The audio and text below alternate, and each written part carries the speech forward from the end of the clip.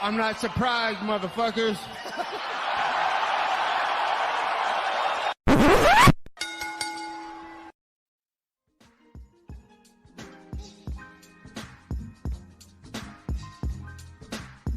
What is up, ladies and gentlemen? Welcome back to the Courtside Soundoff podcast. Once again, I'm Josh Evanoff. As always, welcome by the one and only man of the hour, too sweet to be sour, future Jiu-Jitsu world champion, Angel Ortega. We got a lot of stuff to talk about this week, boys. UFC Vegas 84, ending the UFC's long hiatus from holding events going down this Saturday night. It was also a boatload of news, most of which broke right after we finished filming last week. Nonetheless, we have two sponsors of the show, Rogue Energy and ELYXR. Rogue Energy. Keep me fueled up, keep me ready to get through the day, get me to the finish line no matter where it is, whether I'm at the gym, at home, or I'm cleaning off my car because I live in Kansas and we get a fucking massive snowstorm. It helps me get there. With code SOUNDOFF at checkout for 10% off ELYXR, the exact opposite, gets me really chilled out with their Delta 8 products. And once again, code SOUNDOFF, been playing through Baldur's Gate still, and taking some ELYXR gummies whenever I decide to chill out, man. So hope you guys enjoy those as well. Code SOUNDOFF for both of those, Rogue Energy and ELYXR.com for 10% off. Look, man, it's been a long combat sports night. Maybe not combat sports. We had Ryzen, we had Deontay Wilder and AJ fighting on that Day of Reckoning card. Not against each other. That fight's never going to happen. But nonetheless, the UFC is back after a month away. And it's a light heavyweight title eliminator in the main event of UFC Vegas 84. Magomed Ankalaev, who, in an alternate reality, Angel, he's been UFC light heavyweight champion for quite a while now, man. He had that controversial draw with Jan Blachowicz back in December 2022. He had one fight in 2023, which was the illegal knee, no contest with Johnny Walker just 2 months ago. They're now running it back. Both these men coming in here with a lot of momentum. What do you make of this matchup? And also the first, Johnny Walker guy for a long time. We talked about, is he really a title challenger? Is he for real? It looks like he's for real, and this is finally getting an opportunity to prove it in a big 5-round main event. Man, it took a little while to get here, right? Has he ever headlined before this? He's headlined once, and it was that short notice Jamal Hill fight. Yeah. Like they weren't the original headliner, I believe. What was the original headliner for that then? I can find that in 1 second. I could be wrong. But that doesn't sound like it was Fiziev. It was a Rafaels. Dos Anjos versus Fiziev. Oh, RDA versus Rafael. Yeah. So there you go. So. Okay. Damn, that was a while ago now. Fuck, man. Look, there's been a lot of questions. It's like, is Johnny Walker matured? Is he changing? Is this SBG move? Are him and Jock having the duo that, are they the perfect match, And, it kind of seems like it at this point in time. At the same time, though, Josh, this matchup has almost seemingly, I guess maybe not even the matchup. I guess Magomed Ankalaev just in general has just kind of seems cursed, man. Things are just like knocked on, he had the draw and then the eye poke in Abu Dhabi. It just things are just not aligning for this man. But this weekend they might just finally happen, Josh. Magomed Ankalaev might finally get his opportunity to get his chance once again at that 205 strap, Josh. And I think he's gonna get it done. I think he's gonna do it. There is some things that worry me about Magomed Ankalaev. I feel like at times there has been like issues and maybe distractions, maybe the lack of adjustments. Like even in that Jan Blachowicz fight, like we were kind of like, why hasn't he taken him down yet? It took a while for that adjustment to come in. He had the Paul Craig loss on there. They kind of came last minute and made a mistake. Gets caught in a submission.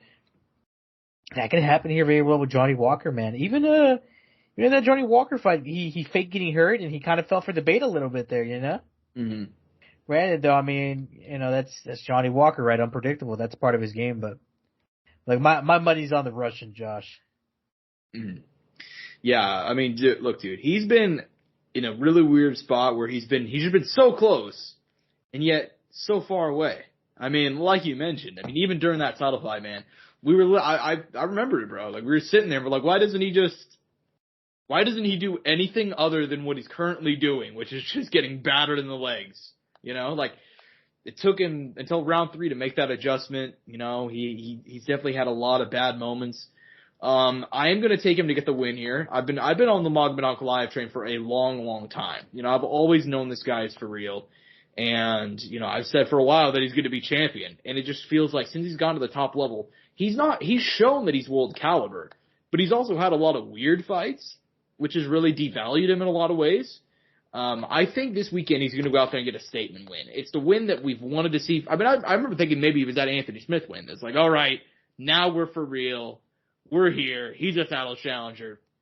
Instead, he had the really weird fight with Jan and even weirder fight with Walker. So I think he's going to go ahead and get a big win here in the rematch. Go ahead and set himself up for a future title opportunity. Maybe UFC 300, you know? I mean, I know that both guys have talked about fighting Alex Pereira because Alex Pereira teased the UFC 300 fight. We don't know really the status of Jamal Hill. He said that he wants to return in the summer, but I mean, he tore his Achilles in I believe early August. That's a pretty quick turnaround. So we'll see. Another question is, Josh. Yeah, go ahead. Is Magomed Ankalaev going to ask Johnny Walker why he's attacking his family? You know, hey, you know what? Jokes aside, I did not include this in the rundown. Speaking of Anthony Smith, dude, did you see that he said that Jim Miller could beat Brock Lesnar in a street fight? What?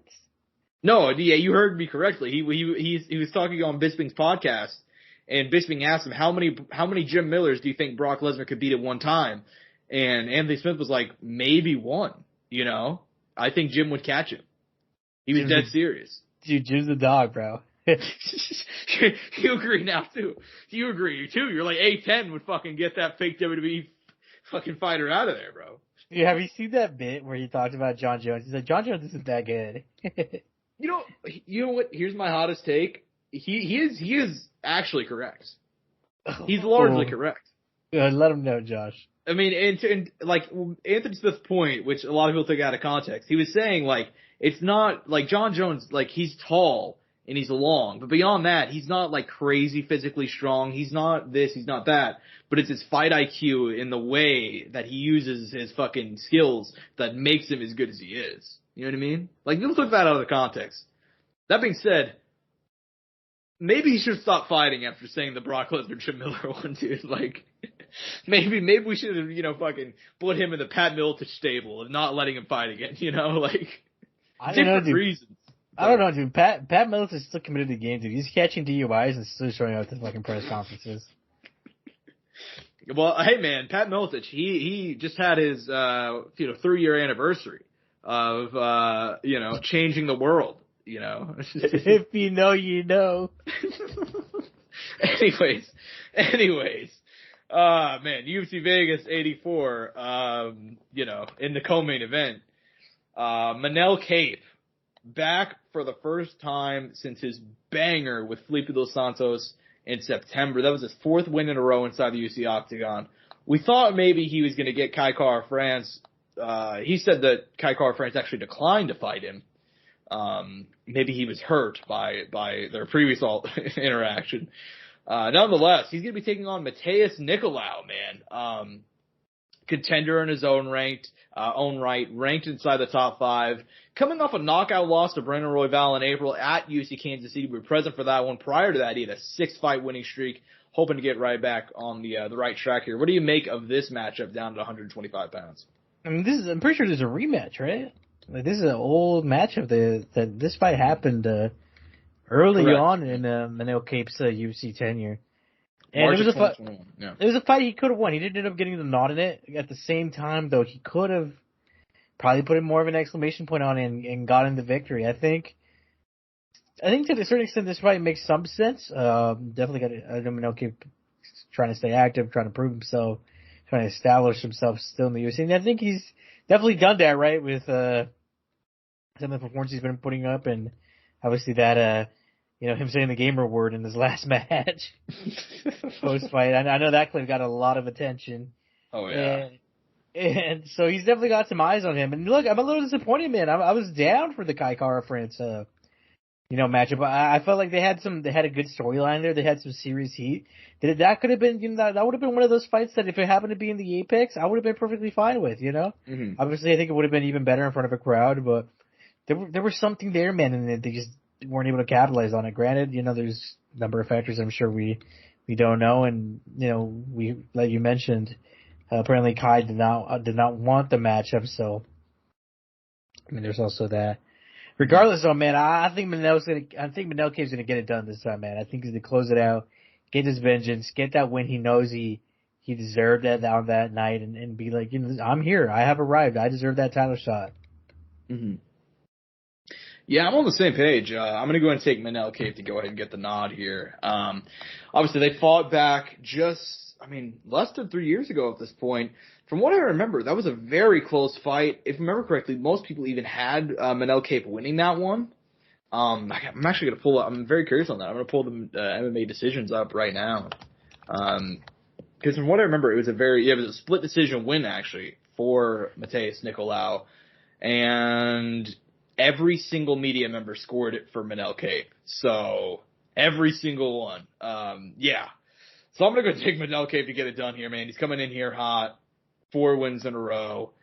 Not exactly the highest level of competition, but it really did look like when he first got to the UFC, like he showed his talent level, but he was just kind of inconsistent. It looks like he's found his footing. And it's important to remember, he's just turning 30, so just now entering his prime, or around in his prime. So I'm going to go ahead and take Manelkav to get the win here, man. Should be a banger regardless. As far as the rest of this UFC Vegas 84 card goes, there's actually a fair bit of talent on here. First UFC card of the year, so it looks like they did kind of give it a couple of relatively, more important names. What fights do you most want to talk about? I mean, look, maybe not, there's needs, but not necessarily the biggest of profiles, right? In some of these, kind of some, like, maybe for the hardcore, guys like, just to give you an example, like the Matthew Smellbergers of the world, Joshua Van, a young guy, trying to come up. Nicholas Mota, who Jim Miller fought and made his debut against. That's when he got that finish. That is 2 years ago now. Wow, that was a while back now. Mm-hmm. And time flies. Regardless though, Josh, we gotta talk about him because we want to know if he's gonna fight at UFC 300, and this fight might decide it, Josh. Jim Miller. Exactly, yeah. I mean, so Dana has said that regardless, Jim Miller will be added. So that is the good news. However, theoretically, if he takes too much damage in a fight like this, it won't happen. Now, I mean, is he good enough to beat Brock Lesnar? That's up for debate.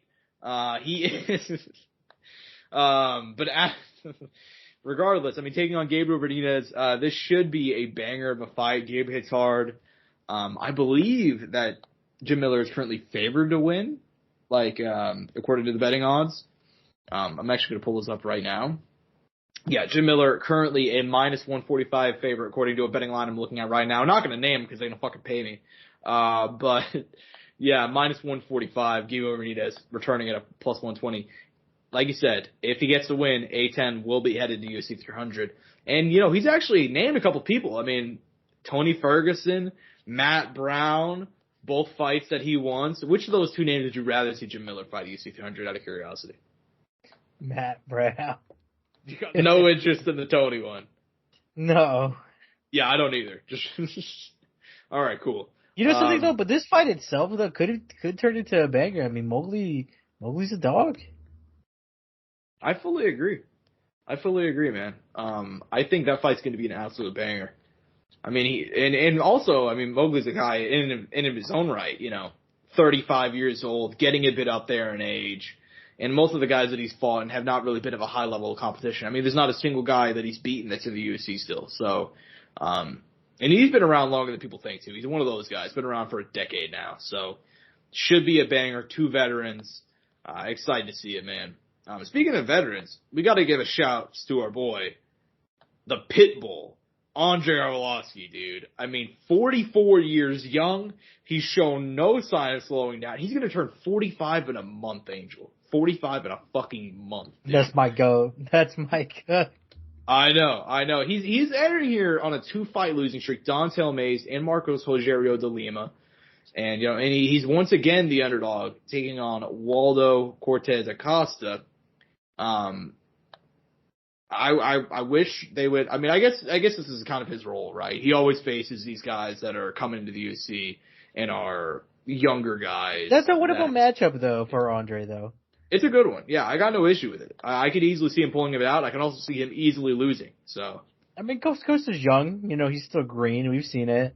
Yeah. It's a hard fight. I think it's the right fight for both these guys. Obviously, like you said, they have Andre still. They kind of use him as like, hey, we got this young guy. We kind of want him tested. Mm-hmm. And for Costa, he needs to face people with experience and a lot of cage time, and obviously a legend.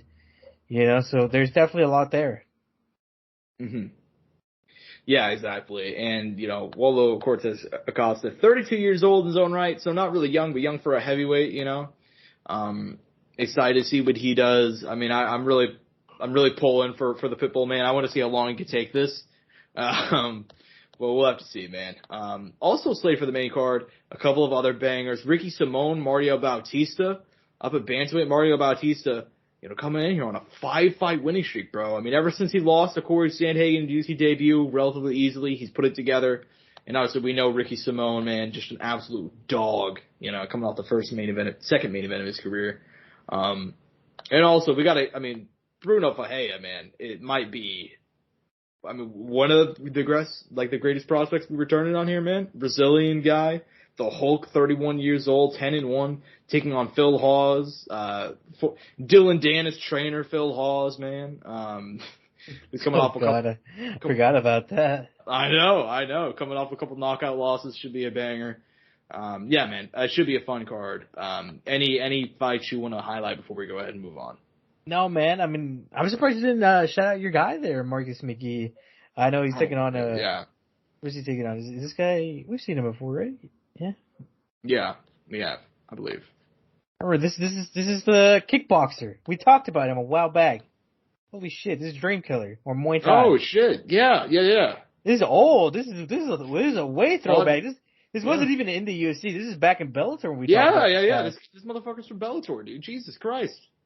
Holy shit. No wonder we fucking knew the name, dude, but damn. Yeah, okay. No, it took me a second. I looked at it and I was like, wait. I just look mad familiar right now. He had a fight in the UFC. This is his second fight now in the UFC. That should be an interesting one. Holy fuck, that one threw me for a loop right there. Fuck, dude. Yeah, I'm really happy you highlighted that one, dude. I completely forgot. Dream Killer. By the way, what a sick name, right? Incredible name. I mean, is it better than The Last Emperor? I think not. But, I mean, we've talked about this. The Last Emperor is probably the greatest MMA nickname of all time, and I don't know if anything's going to be able to top it, I mean, a lot of people like, what's some of the other big popular ones I can't think of the top? I like Vanderlei a lot. The Axe Murderer. The Axe Murderer, yep. The Iceman.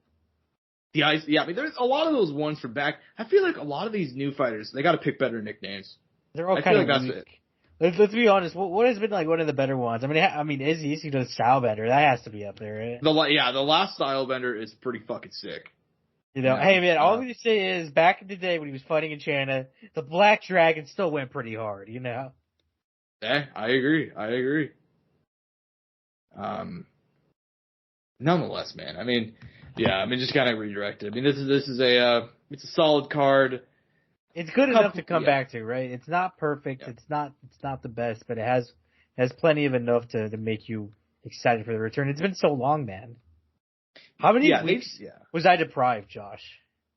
It's almost a full month. The last card was UFC 296, January 16th. This one going down 13th, so a damn near a month. I mean, Josh, I felt like the UFC fucking tied me up in the cage, injected me with testosterone, and they just, laid it down in front of me. And I'm ready for the kill, dude. Yeah, 100%. And you know what? You'd probably pass drug-free sport. You'd probably pass the fucking drug test, with that in your veins, bro.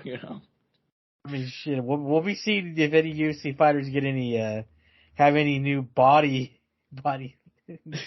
looking bodies here coming up this next year. Jesus Christ. Anyways, man.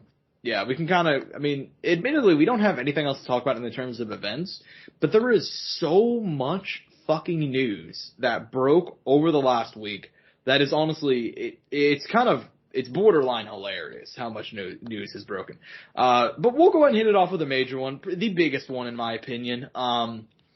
We've been speculating a lot what was next for Francis Ngannou after his split decision loss to Tyson Fury, where he knocked down the Gypsy King, did much better than basically the entire world thought possible. And, you know, I believe he's the only man alongside Deontay Wilder to take his scorecard off of the Gypsy King. So, fun fact for you. Yeah, let's go with champ. Fun fact for you. He will be facing Anthony Joshua March 8th in Saudi Arabia. That was the original date for Anthony Joshua versus Deontay Wilder. However, due to the Bronze Bomber losing to Joseph Parker, it'll instead be the Predator in there against the former two-time champ. This is a banger of a matchup. The opening odds, Ngannou's already being doubted once again. I see the odds have shifted a little bit, but some places had him as high as a plus 1,000 whenever the fight announced. I'm now seeing him as low as a plus 400, so it's worth noting that as well. Nonetheless, man, what do you make of this fight? Is this the right fight for both men? Obviously, Ngannou has said in boxing, he's not here for a long time, he's here for a good time. Dude, I am rock hard with emotion, Josh. You got a phoner. In the words of JK. Boner, Joe. I love it, dude. I fucking love it. I'm gonna give Francis credit, dude. I remember back late last year, we were talking about who's he gonna fight? You were telling me I feel like there's not gonna be an in between. It's either gonna be a guy like a Tyson Fury, or Anthony Joshua / Deontay Wilder, or some guy like Derek Chisora.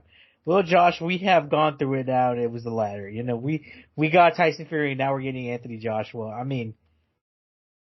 Josh, if Francis Ngannou wins that, is he in line for a title shot?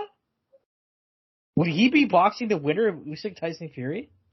I think he would have to be, right? I mean a split decision to Fury, where a lot of people thought that he won, and then a win over AJ, who, I mean, it's not like this is AJ of coming off of the Usyk losses. This motherfucker's won 3 fights in a row and just destroyed Otto Wallin. And AJ's young. Yeah. Francis is the old guy. Which is crazy. But, yeah. Well, I wonder what excuses they'll have this time, Josh. Oh, my God. I mean, I don't even know. But I'm already seeing it, man. I'm already seeing it's like deja vu, dude. I mean, maybe... It's not going to be... Josh, it's not going to be you got any excuses tonight, Roy. It's going to be you got any excuses tonight, Anthony. God willing, bro. God willing, dude. I mean... Bro, I'm already seeing it. I'm already seeing the same people who were Fury's gonna dominate and Fury's gonna beat his ass. MMA fighters can't box. We're doing the same thing once again. I'm seeing people oh, really? It's gonna be AJ this time around. He's gonna do what Fury was supposed to do. Really, AJ? He's the bad matchup for Ngannou. You know, it's you know what would happen? They'd be well, AJ lost to Andy Ruiz, so what can we really say? Yeah, exactly. You know what's gonna happen? What's gonna happen is if this fight happened and if AJ loses, well, really? I mean, after he lost to Usyk, he was changing around trainers too much. I mean, he just fought in December. I mean, it's a short turnaround, they're gonna do the whole fucking bit again. We're really, it's not Ngannou. It's just that Fury didn't take it seriously. So, look, man, I mean. What is this fight scheduled for, the rumor date? March 8th. Fuck, that's not long from now, dude. No, it is not. It's going to take place the day before UFC 299. Which UFC 299 is a fucking banger. Which is an all-time card in its own right, which just had a fight announcement, which we'll talk about soon. So, yeah, man, I mean, absolutely insane. I will ask you right now, because we're going to preview the fight in under 2 months' time, so we're not going to go a whole preview, and really think there's not a whole, too much more to actually say about it substantively, but, who are you leaning towards? I mean, I love me some Big Francis, and I really do think AJ, I was really impressed with his last win. I'm really conflicted as of now. How do you feel? Josh, ever since Francis Ngannou has started this boxing journey, I have been behind Francis, and I'm not going to stop. Yeah, nothing's going to stop me from believing. Fair enough, man. Fair enough. I'm really conflicted about it, bro. I'm really conflicted about it. I really like Francis, and I really do think he could do it. But ultimately, I honestly don't know. So, all good, dude. We know who has the Mir Khan chin in there. No, I was kidding. Hey, well, that's kind of the thing, though, right? I mean, just to kind of, not to get too deep into it, but like that's kind of the thing, though, right? Like, Fury had such an incredible chin, and Joshua does not. And Fury himself, like, that fight, a lot of people, I'm not sure if people have rewatched that one. I've rewatched that fight a couple different times, the Ngannou Fury one. And it's like, Fury, the first 2 rounds, even up until the knockdown in late round 3, he was, I don't want to say putting on a clinic, but it was a relatively easy night of work for him. It looked like it was going to be an easy night, but it only took one. And once that one landed, Fury was like, oh, shit. I gotta go serious. Yeah, I can't be fucking around with this guy. I have to get, like, it really changed his approach. So, if AJ, maybe he'll go out there and he'll try and box, conservatively, but if he opens himself up for one, that's really all he's going to take. So. I'll never forget his eyes, dude, when he got knocked down. That shit would live for free in my head. Complete shock, dude. He's like, oh, yeah, fuck. He's like, this is for real now, huh? Like, so, yeah, man. Yeah, very, very excited to see that fight going down. And like I said, under 2 months' time in Saudi Arabia. And by the way, I mean, we've heard some other fights may get added to it. Maybe Deontay Wilder versus, Big Zhang, which, for Wilder's sake, I hope he doesn't take it. If there's a man I don't want to be facing coming off of a brutal loss, it's fucking Big Zhang, man. Coming in here hot, riding a couple knockout wins. So, for his sake, I hope he doesn't take that one. But apparently it might be Joseph Parker versus Zhang is what I'm currently hearing. So that's also a banger. But nonetheless, man, that's what we got for boxing announcements. Well, not exactly, but we'll go ahead and we'll get into UFC, man, because UFC 300, we've been going back and forth, like, when are these next fights going to be announced, man? And Dana has said that he's going to announce some more title fights in the weekend, but as of right now, all we got is one. First title fight going to UFC 300 is all China. China #1 in the strawweight division, because Weili Zhang will be taking on Yan Xiaonan. You and I personally have called for this fight for like years now to go down specifically in China. Going down, not in China, instead at the milestone UFC 300 going down in April. Is this the right fight? Was this the right location? What do you make of it? I mean, there's nothing wrong with the fight. What is wrong with this fight is where it's going to be at. Yeah? This shit should have been in Beijing, goddammit. I fully agree with you. In terms of the fight itself, any thoughts about how it may go? And was Yan Xiaonan the right challenger? I mean, at this time, I think it's fine. I mean, I don't get a big issue with it. I mean, Weili has options. I think that's the other thing that that doesn't really worry me. Because no matter what, you know what other potential choices there are after Yan Xiaonan, no matter what. Mm-hmm. Yeah, fair enough. I mean, look, I don't have too many deep thoughts on this fight, and this is another fight, like, it's going to be happening in less than 3 months, so I don't want to preview it too deeply. And I mean, I'm pretty sure everybody probably knows who we're going for, if we're being completely honest. If you listen to this show once, I mean, come on, bro. I mean, we love Weili Zhang here, man. I mean, I know that I get Yan Xiaonan, but, yeah, we love Weili Zhang here, man. But yeah, I mean, in terms of title fights, it's a great one to add to UFC 300. Like you said, this should be going down to Beijing. I think it is promotional malpractice that it's not. I mean, especially considering we've heard the rumors of a Chinese card for quite a while now. They just didn't follow through on it. So, yeah, man. I mean, but if they're going to put it anywhere, UFC 300 is fine in place. In terms of other title fights, it's kind of interesting, man. Dana said that we're going to get a title fight announcement. 2 more title fighting announcements, excuse me. We know one of them is Leon versus Bilal. That's very clear, according from everything we've heard from Leon, from Bilal, from even, guys like Helwani who have come forward. We don't know that last one. And maybe even by the time this episode comes out, that last one will have been revealed. But any final guesses before the show comes out? Who do you think is to be the last title fight added? It has to be a heavyweight fight or a 205 fight, man. That's the only thing that makes sense at this point. Yeah. I don't know who, man. Maybe they're waiting for this weekend, and they'll give the winner of Ankalaev, Walker, Alex Pereira, but potentially, or maybe even next weekend, dude. Yeah, that's possible too. Maybe they're an off the wall one that I personally pitched. I wrote a piece for the Sportster this past week. It's like potential UFC 300 main events. I'm surprised nobody's talking about the winner of Strickland versus Duplessis making a quick turnaround to face Hamzat Chimaev. I'm a little bit surprised nobody's mentioned that. I think that could be possible. Dude, especially with Strickland. What do you mean, dude? One of those guys making a quick turnaround at 205 pounds. Oh, no, we're not doing it. We're not doing the champ shit. I'm done with the champ shit. Champ status, dude. I'm done with it. Could you imagine, Josh, Sean Strickland fighting at 205 versus Alex Bahia at UFC 300? Dude, they can make that a big moment. They could. I mean, and be a rematch. I think it's more likely that Chimaev, though. Although maybe he has visa issues. That's what I've heard. He may have visa issues. So. Gosh, and if Dricus won the real African champ. Oh, fuck. DDP could be double champ status. Diamond Dallas Page holding 2 titles at once. Crazy. No, fucking. He won the WCW title back in the day. He's coming for more. Look, man. Yeah, I mean, it's possible. It's possible. I could see that happening. I'm gonna go Tom Aspinall. I'm gonna go when there's smoke, there's fire. I don't know who he'll fight.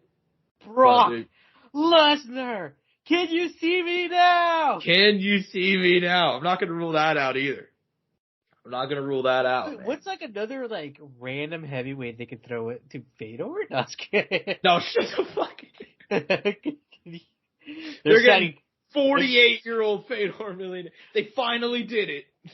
They're doing it for a one-off. They fucking got it. Fedor's gonna go in there and fight Tom Aspinall. Well, shit, hey, you know what?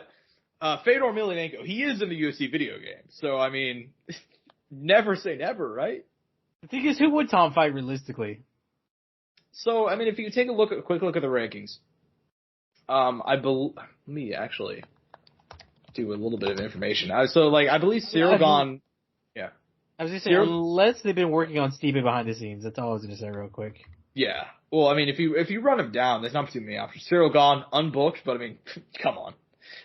Sergey Pavlovich just lost. Stipe Miocic, we know the deal. Curtis Blades, currently scheduled to fight Jailton Almeida. Alexander Volkov is unbooked, but he's already lost. Hey, you know what? I don't want to jinx it. I did have a dream that Alexander Volkov fought Tom Aspinall at UFC 200. I'm just saying. And Volkov lifted up the fucking title, didn't he? I know he did. I know. I had that same dream too. The problem is that Volkov lost to him in March of 2022. But look, a 2-year gap in between fights, like the UFC's done a lot worse lately. And Volkov's gotten wins since then. Yeah, he's actually won 3 fights in a row, all by finish. So you could do a lot worse than Volkov versus Aspinall too. Yeah, it's fucking heavyweight, dude. Like, who gives a fuck? Exactly. I mean, and if you look at the rest of the division, there's literally no options. Like, and then it goes like Almeida, who's booked, Spivak, who's lost a couple in a row, Tuivasa, who just lost to Volkov, Tybura. I mean, are you kidding me? Like, that's it. It's like it really is like Stipe Volkov, right? If we really want to like that. Yeah, it's Stipe Volkov or some Brock Lesnar, Fedor Emelianenko, something we're forgetting right now, like something off the wall. Alex Bahia. Yeah, exactly. Something crazy, I don't know. I thought the Izzy versus Bahia fight could have been possible at one point, but seeing that Izzy was dealing with his legal stuff in New Zealand, it kind of at least for me, kind of shut that down. Granted, though, there's still a lot of time, but it's actually the exact opposite. According to what I read, his legal situation's done. He avoided. No, I know that, but I'm just saying it's just the fact that it's like just fresh off of being done with it. You know what I mean? Yeah, fair enough. I don't think he'll do it. I do agree with you. I don't think he's going to do it yet. I think it just it would make sense, but at the same time, it doesn't seem like he's very interested. So. Anyways, man, yeah, we'll have to wait and see how that turns out. There are other fight announcements to talk about, though. Speaking of UFC 300, man, they did add a major lightweight bout in the form of Charles Do Bronx Oliveira taking on the rising Arman Sarukian. This is a lightweight title eliminator. The winner will be facing the champ, Islam Makhachev. Is this the right fight for both of these guys? I fuck with it, man. I never even thought about this fight being possible, but I'm down for it.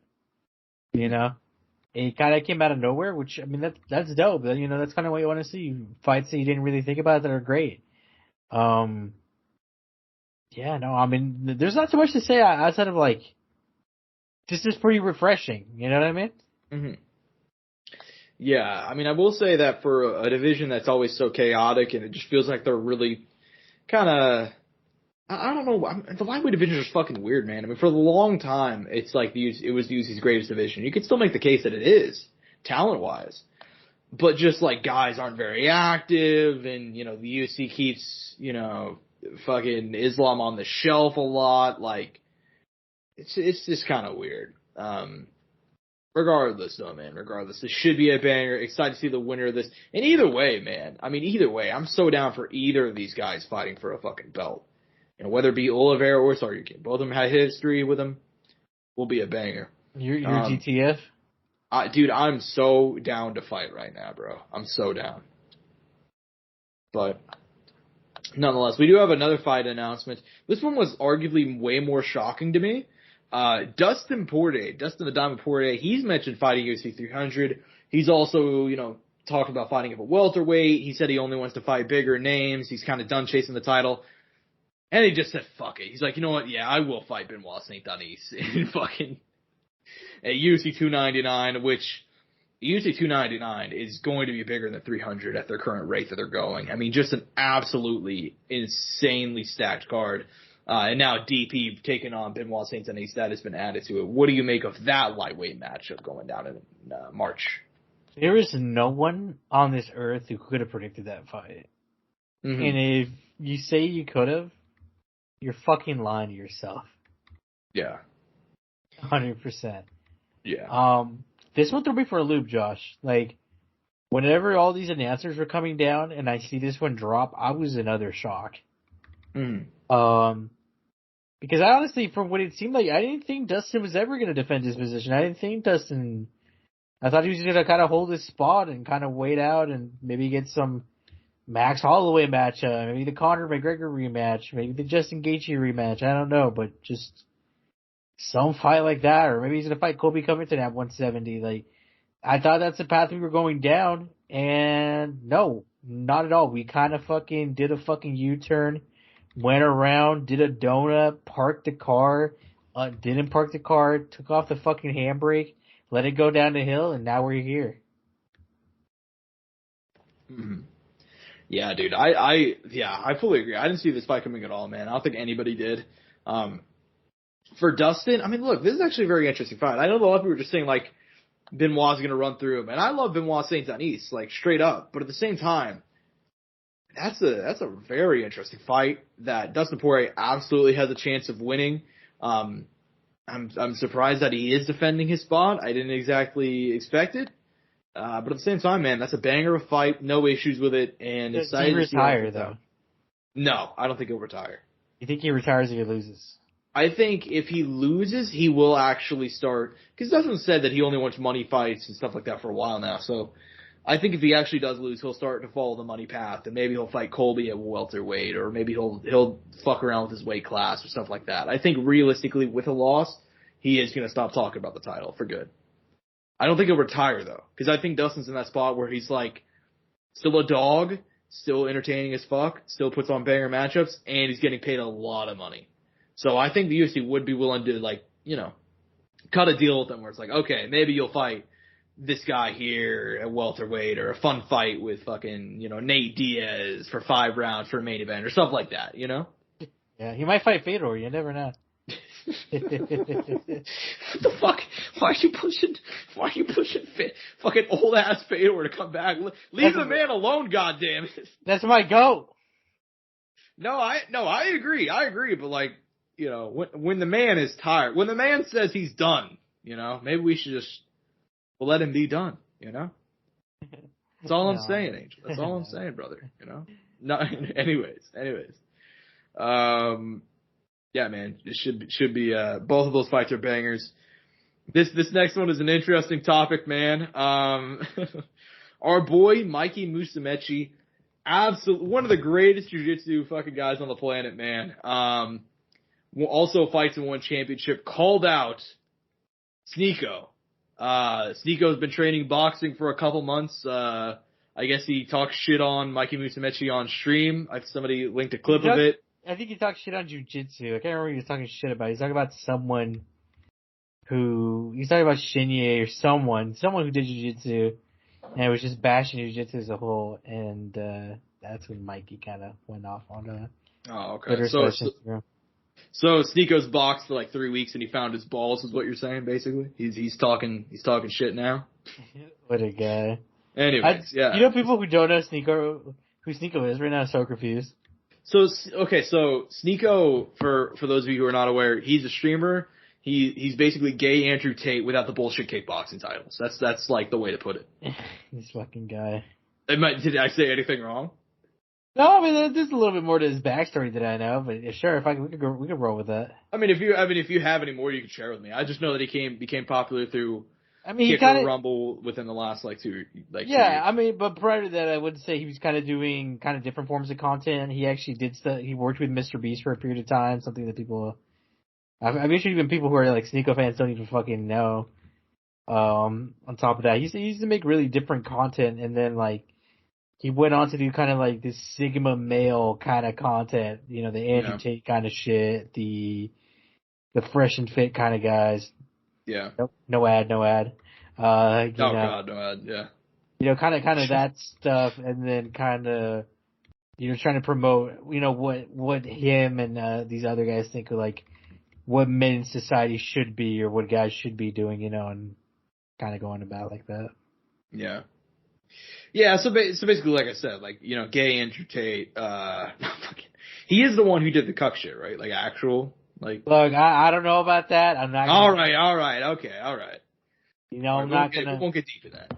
I won't get deep into all of that. You know, I ain't got that information. You know, I ain't trying to fucking.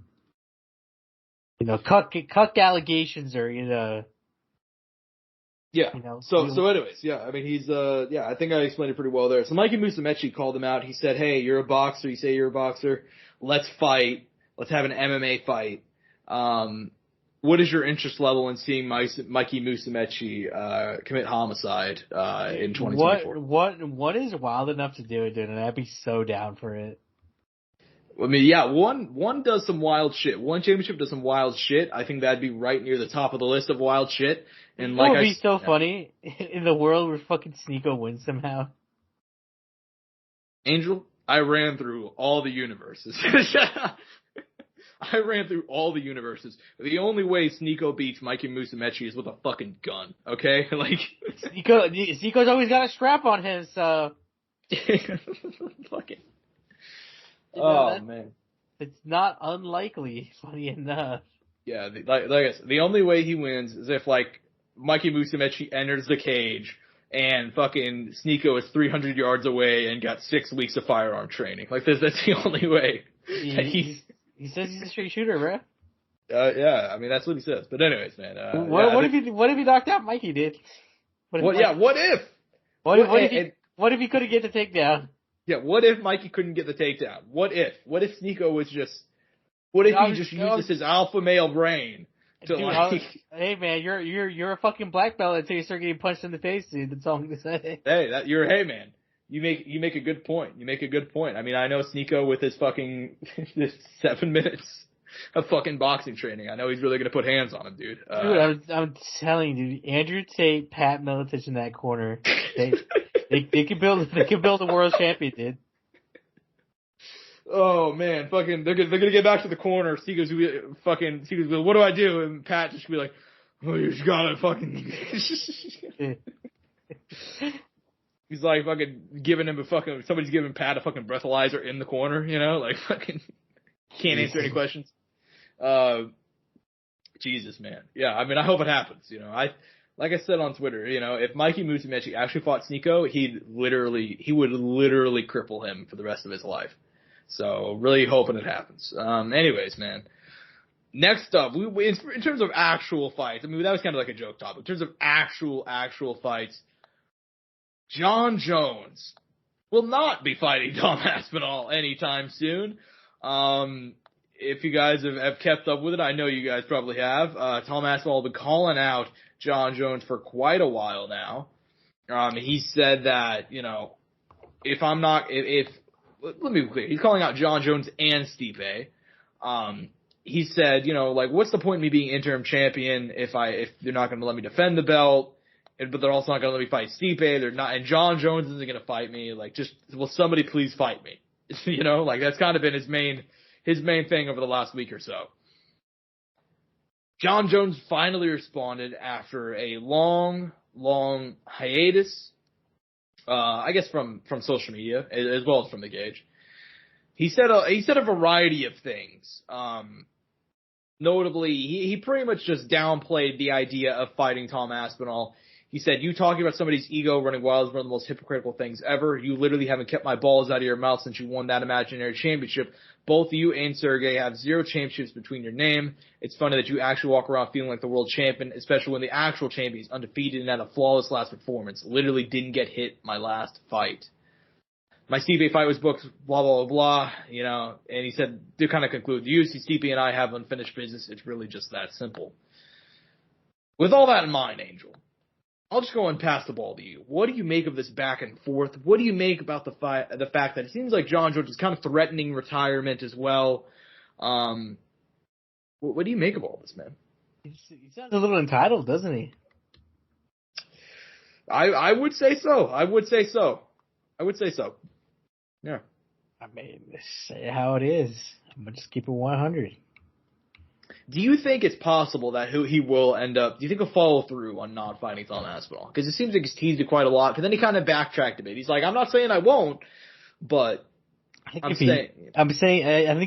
he gets that itch, he'll do it. Yeah. Because, I mean, dude, like Eddie Guerrero said, dude, I'm an addict, bro. This motherfucker's been watching Pestle and fucking seen all the shit, man. Yeah, I'm just like Eddie Guerrero. I'll always be an addict, So, he'll always fuck you, John. I mean, man, when's that not kidding? You're fucking. But anyways, regardless, yeah. No. I mean, I think if John is to fight Stipe, if it ever does happen, right? Let's say he does win, and Tom Aspinall's still there. If Stipe has that itch, he has that little urge, I think he'll go for it. Because that's just him. Yeah. He can't help himself. Yeah, and obviously another big part of it too is the fact that Jon Jones would need to beat Stipe Miocic, which, look, I love me some Stipe. I'm not going to rule him out, but we got to be honest here. Whenever we saw him last at that MSG show, he walks like me, which I have. If you guys don't know, my spine is literally fucked. So I mean, that's not a good thing. Yeah, so that's not good. But he's walking like me. He's 7,000 years old, and he hasn't fought since a knockout loss. Stipe was just tired, dude, from saving people in these fires, dude. You're right. He's out there fucking boxing up the fires, bro. He's firefighting. That's for sure. He just really has to put out these forest fires, dude. Yeah, it seems like only he can prevent forest fires. Jokes aside, I mean, yeah. I mean, this could sound crazy coming from me, and I know you're going to be surprised at my take. I think Jon Jones is somewhat right about this situation. I really do. I'm not a Jon Jones fan. If you've listened to the show, I've done many rants about Jon Jones, about how I think he's a genuinely bad person. That's the way I'll put it. I don't know what else you can call a man that beats the shit out of his fiance and the mother of his children in front of them in a hotel room. Allegedly. I mean, I don't think there's anything alleged about it. She dropped the charges because, I'm not going to get into it, but. I'm trying to not get sued, Yeah, you're right. You're right. We'll say allegedly. Allegedly, according to multiple police reports and arrest sheets and everything else. And that's just one incident. But yeah, man. I mean, I have a lot of personal thoughts about Jon Jones, but here's the reality. Tom Aspinall accepted that fight knowing damn well that. I said that. Yeah. We gotta take a pause here. I said that, but all I can think of now is that night when he got arrested after he got inducted to UFC Hall of Fame, and he's drunk as fuck. And it's funny because I called him entitled earlier. He's telling them, he's like, "You know the fuck I am." That's true. The fuck I am. Dude, I don't even think most people know about that, bro. I mean, it got swept under the rug real quick. And it didn't help because I remember at the time I publicly bitched about the fact on this show that like the MMA news sites, they were reporting it like John Jones arrested for, like headbutting a police car and like grabbing a woman's hair was like the headline I saw from a couple of different sites. It's like, no, like he was arrested because there was blood found all over his fiance and all over the hotel room, and his daughter went to the security guards and said, "Please help us." That's why he was arrested. And then he headbutted the police car and was like, "You know who the fuck I am?" And like all that stuff. Oh God, I need to find that clip, dude, and put it on. I need to tweet that shit out anytime John tweets. But to redirect it back, I mean, here's my thoughts. I think John Jones, he's kind of in the right here because the reality is Tom Aspinall accepted that fucking fight with Sergey knowing damn well he was going to have to sit around and wait for a year. The UFC said at the time, Dana said at the time, John said at the time, Stipe said at the time, we're going to fight each other next. This interim title, it's nice, but we're probably not going to fight the winner of it. Now, Stipe said he'll fight Tom Aspinall if he wins. John Jones is non-committal. But that was always the stakes. So, Tom, love you, man, but you knew going into that fight that you were going to have to sit around for a year. Could you imagine I don't have a whole lot of sympathy. Wins? Dude, if Stipe wins, Tom Aspinall has to be praying to every god on the planet that Stipe doesn't win. Dude, Stipe would be the undisputed heavyweight GOAT now, right? He would have to be, but here's the problem, is that damn well they do a fucking rematch. Oh, God. You didn't think about that, did you? Oh, God. Why'd you... I'm right. I fucking hate you right now. There's no way they'd let John Jones, they just give Tom Aspinall the title shot. Maybe they right now, I really wish you were the fucking car that John bashed his head in. Jesus Christ. You wish I was those fucking Vegas cops getting yelled at, man. Like, oh, man. Yeah, I mean, I don't have too much sympathy for Tom on this situation. That being said, I do think that I'm not going to go all the way with it. John Jones is very clearly ducking Tom Aspinall, like clear as duck of all time. I mean, I don't. If he doesn't fight him, obviously, it seems very clear that he doesn't want to fight him. Like I don't know how it could not be a duck. I mean, it's the interim champion. Because it's like the last two fights that John in his career kind of matter right now, like relevant. You know what I mean? Because obviously the Francis fight is gone. Let's just face it. There's tragedy, but it is what it is. But in reality, the last two fights left that John, it probably matters. The last fights he has to fight if you want to word it like that are Stipe and Tom Aspinall. Yeah. It's crazy that Tom got in the mix there, dude. It used to be fucking Stipe Francis. Mm-hmm. It is a little downgrade. You can't, no hate Tom Aspinall, but it just is what it is.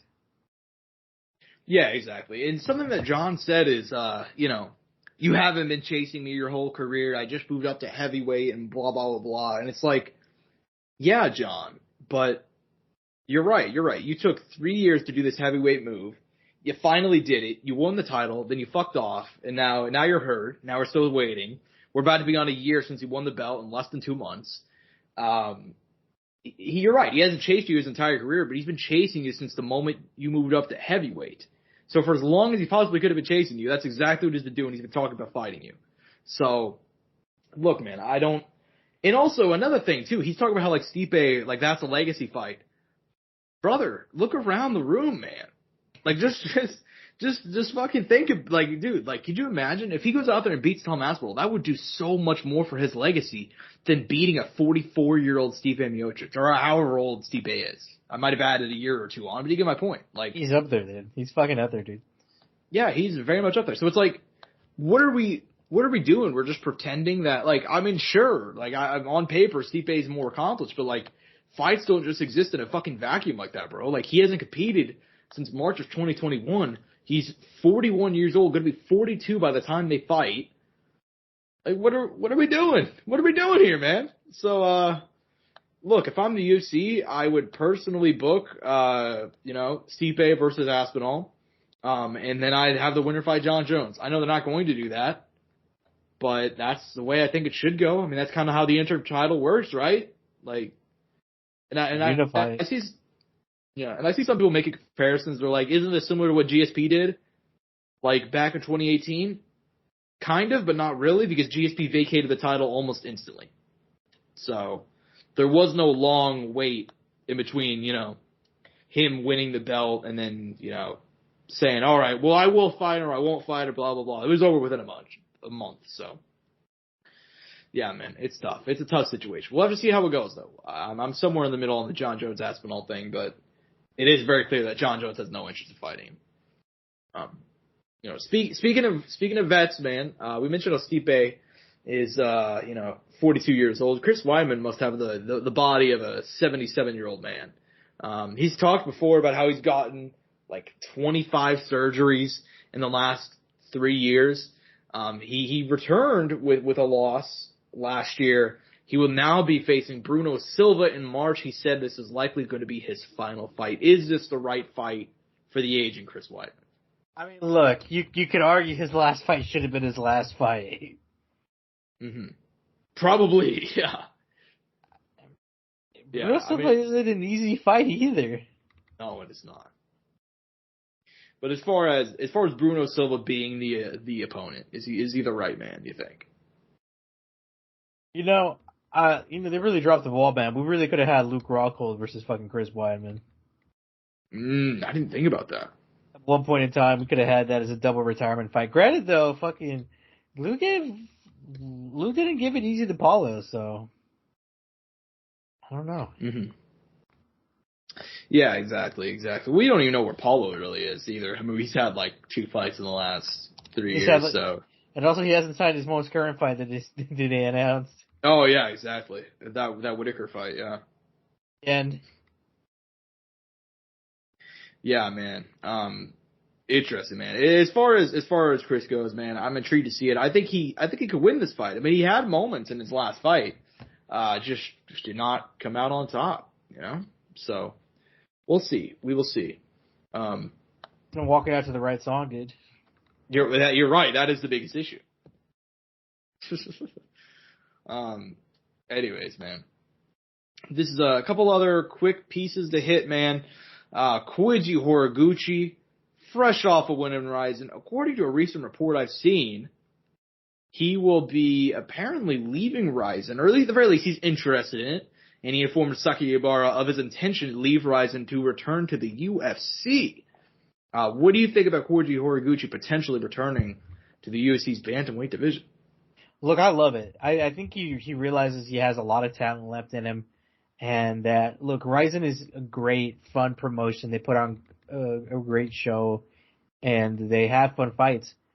But I think for a guy as talented as Koichi, he could be somewhere else doing more. And look, Bellator was about to expand and make their 125 division, but then this PFL ex-Bellator merger happened. The issue is, though, the PFL has no 125 or 135 division, and in reality, Koichi's best weight class is 125, not 135. So realistically for him, it makes a lot of sense to go to a place that allows him to fight at that weight class, thrive, build this legacy, and continue building upon the records he has, because Koichi has, I mean, look, I don't know where you put him all time, but I mean, I think if he's able to capture that 125 strap in the UFC, he could definitely put himself in the mix up there as far as a all-time 125er. Yeah, that's how I feel, man. I mean, honestly, I'd have to think about it. I have no idea where the fuck I put him all time. But yeah, man, I mean, I'm very interested in seeing him return to the UFC. And like you said, if he gets that strap, that'd be a huge legacy moment for him. I mean, champ in 3 different major promotions, that's a big deal. Rizin, did he get to hold it in Bellator? I don't know if he did. I think he did, right? Man, he did. Yeah, he beat long time ago. The guy's not even relevant anymore. I can't think of who he beat to hold it. I think it was Darion Caldwell. Yes. Holy fuck. I think you're Hold right. that name out of fucking nowhere, dude. Haven't heard of him in a fucking minute. And honestly, he just did right now, not too long ago, fucking New Year's Eve, New Year's Day in fucking Japan. Mm-hmm. If he could replicate that kind of some of those same performances in the UFC and capture that 125 strap, which I think is possible. And look, the matchups in the UFC, I think, would all be great and fun. I think there's some potential bangers in there. Mm-hmm. Yeah, I agree. Yeah, look, man. I mean, There's a lot of fun fights you can make with him. He's an incredibly fun guy, and him for his legacy, I totally get why he's coming back, dude. I think he's accomplished all he can, really, outside the UFC. And him coming back, the UFC title is really the only thing he doesn't have. He held the title at bantamweight and at flyweight for Ryzen, held the title for Bellator, their bantamweight title. So, yeah, man, very, very exciting times, man. Hopefully he'll come back. Next up, we talked about this guy a little bit in the past on the show, like in terms of his next title challenger will come at UFC 300. He's hoping to fight later in the year, just 2 months later. Islam Makhachev recently took to Twitter. He said that he's going to fight Justin Gaethje June 8th. Not confirmed. That's the goal apparently. And then he wants to turn around to fight an MSG against the winner of Oliveira Soriukin. How does that sound as a plan for the lightweight champ? I mean, shooting high there, man. I mean, I don't know if that's all going to happen, especially with how much he's been, not even him, but I feel like UFC's been icing guys a lot lately, dude. Like preventing, to an extent, preventing them from doing stuff like this. Or, we kind of hear it from fighters. Shit, we even heard it, for a while there, we heard it from Conor. Conor wanted to make his return a long time ago. Dating back to back during COVID. Right? Like, all the way back then. He wanted to come back. Didn't seem like the UFC didn't think it was the right time. They were waiting for it. I think they really wanted him in a packed arena with people and an audience, and they were going to hold out for that. No, they did. I would say they did. We saw that. So, I don't know. I respect him, man. I like how the champ is thinking, but at the same time, here's the thing I was thinking about the other day. I'm like, how long is Islam in this sport for? You know what I mean? Mm-hmm. Because, he could probably defend. Let's say if he does beat Justin, and then he beats, let's say hypothetically, Arman wins, and those are his title defenses right there. Charles, Arman, Justin, right? That would be it, right? Mm-hmm. And then he makes a move up to 170 that he's talked about. I don't think he would want to stick around that much longer, would he? Oh, and Volkanovski in there too in the mix, pound for pound. Yeah, I'd assume not. I know that he said as recently, like a month or two ago. He's like, yeah, I don't know how much longer I'll be around. Probably not as long as you think. Like he's been upfront about the fact that like maybe he doesn't know when he'll retire, but he's not too far away from it. Mm-hmm. So, interesting stuff, man. Interesting stuff. As far as the plan goes, we've been very upfront about the fact, I think, on this show that, like, we like Justin Gaethje. I don't really want to see another Gaethje title shot, especially given the fact that, like, the guy doesn't train grappling. He's admitted that. He's just, like, so it's, and we've seen what happened the last couple times. He's ended up on the mat. He's just gotten submitted almost instantly. I remember whenever he fought Habib, and Habib got a takedown in the last, 15 seconds, made his way to mount, and nearly got an inverted triangle within, 10 seconds. So it's just like, yeah, man. I love me some Justin Gaethje. Tough style matchup, but we'll see how it goes. You never know, right? At the end of the day, Justin could show up and fucking put a masterclass and, fraud check Islam. No, I'm just kidding. It's fucking fighting, man, Yeah, this is the beauty of this sport, man. Shit, we saw it with Sean Strickland just not too long ago. That's probably the prime example of why this sport is so amazing. And fighting is hurtful, man. Fighting is emotional. Being a fan of fighters hurts, So, anything's possible. I do want to ask you though, if Justin fights, let's say that they do end up doing the next fight, Islam versus Justin. If Justin loses that match, does he retire? Is that the end? I don't think he'll retire. I think it's a similar case as Dustin. I think he'll keep on fight. Yeah, I think he'll keep on fighting, but I don't know how, for how long. Granted, though, I feel like Justin's heavily hinted more at retiring compared to Dustin. Yeah. Exactly. I don't disagree with you. Both of those guys have discussed retirement a lot. I don't trust retirement. Like, we didn't even talk about this, actually. I didn't include this in the rundown. That's my bad. Fucking Mark Hunt just announced that he's done. Like, he's out of retirement. Yeah, I saw that shit, dude. I was like, what the fuck? I'm like, well, as long as Bigfoot Silva isn't coming out of retirement, then That's what, you know what? BKFC rematch, Angel? Oh my god, no. Say it's not so. Hashtag save Bigfoot. Hashtag save Bigfoot, man. Yeah, anyways, man, I just don't trust retirement. I don't think any of these guys are actually fucking done, man. I mean, maybe a guy like Gaethje would be serious about it, but I don't know. I mean, Gaethje or Dustin. See, the thing is, I feel like Justin likes fighting more than Dustin at this time. I feel like Dustin fights for the sake of fighting. You know what I mean? I don't know. It's his career. Yeah, I don't think he's so much doing it for the glory and all, everything that came with it before at one point in time. You know what I mean? Mm-hmm.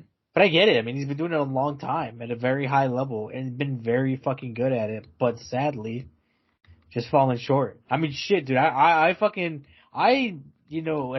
not Justin Gaethje, but I announced Dustin Poirier leading into the Charles Oliveira fight, and before that as the uncrowned king of 155 there for a while. Mm-hmm. And he seemingly did. I mean, he was beating a lot of guys. Little did I know the real uncrowned king of 155 was fucking Charles Oliveira. Mm-hmm. God, exactly, the Oliveira era was so fun. The Oliveira era, and it's not over. It's not over. It's not even over yet. Yeah, we're just fucking getting going. Wait, I rewatched both those fights recently. His win over Justin Gaethje and his win over Dustin Poirier. Fuck yeah. Absolute bangers, man. So, and that Star Yuki fight's gonna be incredible, dude. Yeah, I hope so, dude. I honestly would be disappointed if it's a blowout on either side. Yeah, I agree. Nonetheless, man, last piece of news of the day. This is a bit of a weird piece of news. Nate Diaz and Jorge Masvidal will reportedly be facing off in a boxing match this spring, February or March. No date confirmed. Apparently, the UFC signed off on it. What is your interest level in a rematch in the boxing ring between these two? That'd be fun. I'm down for it. It's a little different. I think that, it kind of gives me the Benson Henderson and Anthony Pettis kind of thing where they did it in Karate Combat. Yeah. Kind of, especially because those guys are that's their thing, dude. Striking, they're dog. I mean, granted, I think if it was an MMA, there wouldn't be a lot of ground fighting to begin with, but I don't know. I just feel like for how they rep themselves, I'm down for that shit, Mm-hmm. Yeah. Yeah, I'm on the same page, dude. A lot of people were downing on this, like, oh, these two old guys or yada, yada, yada. It's like, look, dude, if these guys are if Jorge Masvidal and Nate Diaz are gonna keep on fighting at any point, then, let's just have them fight each other. Fuck it, dude. You know what I mean? I'd much rather that than them fighting anybody else.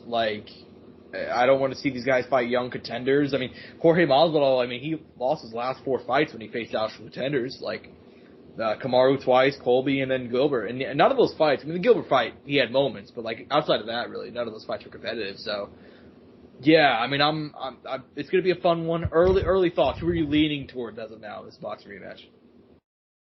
Probably Jorge still. Yeah. To be honest. Yeah, and who knows? Maybe fighting outside the UFC, maybe Jorge can get on some TRT, bro. Maybe he's gonna get loaded, dude. Fuck it. This fucking guy. It also depends on the rounds too. If it's 10 rounds like Nate versus Jake, I think that's gonna be tough for Jorge, dude. Mm-hmm. But I don't know. A lot of it depends, and it hasn't been formally announced, but from what I've heard and what everybody's hearing, that seems to be the goal. So. Yeah, it's all good. I think Jorge will be fine. He can't get inverted triangle in this sport. Yeah, you're right, dude. There's no fucking Toby Amata out there, bro. Shout out Toby Amata. That's crazy. Shout out Toby Amata, dude. Still crazy, dude. If fucking Jorge would have won that fight somehow, he would have fought Eddie Alvarez that night. Or not that night, or at some point in that tournament. Yeah. Later on in the tournament. Yeah, crazy what if there. But, anyways, man.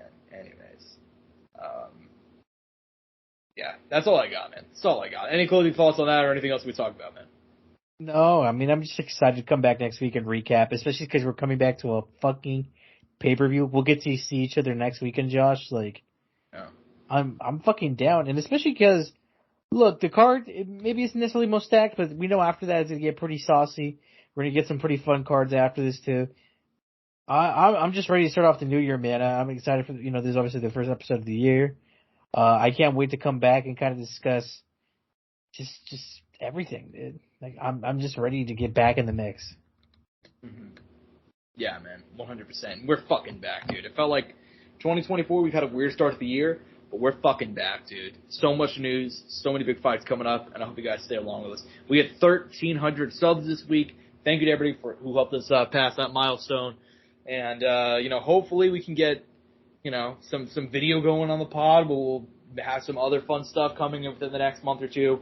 And just keep on moving forward, man. We're really on the verge of it, and we really do appreciate everybody sticking along with us. So hope you guys enjoyed. I'm at Josh Evanoff on Twitter. He's at Angel Ortega _01 at Courtside Soundoff for all things relating to the show. Peace and butt grease. Mouse click.